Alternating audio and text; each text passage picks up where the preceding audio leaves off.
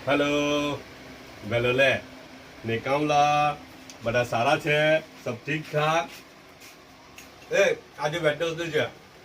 બહુ બિઝી દિવસ છે આજે એટલા બધું રસિંગ બી છે કસ્ટમરનું ને બીજું કે છે ને મહેમાન આવી રહેલા છે ગરમ પાણી બંધ થઈ ગયું દોઢામ પ્લમ્બર આવી રહેલો છે અને ઉપર નીચે ને એમને તેમને ટીમમાં હું બી થાકી ગયો હવાના પળમાં નાસ્તો હું કાલે છે ને ફૂફુ એ કટાવતા બગડું પેલું ઘી બનાવતા હતા ઘરમાં આટલું બધું ઘી કાઢેલું દેશી ઘી એટલું બધું ઘી કાઢજો ભૂકો મને બતાવજો આટલું બધું ઘી નીકળ્યું કે દર 2-3 વીકે આટલું બધું ઘી કાઢે 2 કિલો જેવું તો ઘી નીકળે લગભગ આઈ થિંક દેટ હે અચ્છા તો બગડું હતું ને મૂકો આ બગડાને શું કરો તમે મૂકો ના એક કામ કરો એમાં શું કરો ખબર થોડીક બદામ નાખો થોડા કાજુ નાખો થોડું અંજીરના ટુકડા નાખો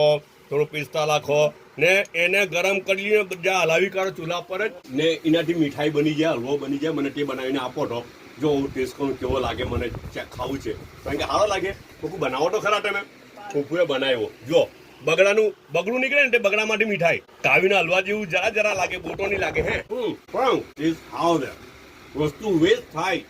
એના કરતાં તો કામમાં આવી જાય ને મસ્ત મજા લઈને બચ્ચાઓ બી ઘરમાં નાના મોટા બધા ખાઈ લે બહુ સારી લાગે વસ્તુ ને હેલ્ધી વસ્તુ છે હે ને બગડાનો હલવો ભાઈ નવી રેસીપી મળી હે ને જી બહુ મસ્ત લાગે છે સારો લાગી રહેલો છે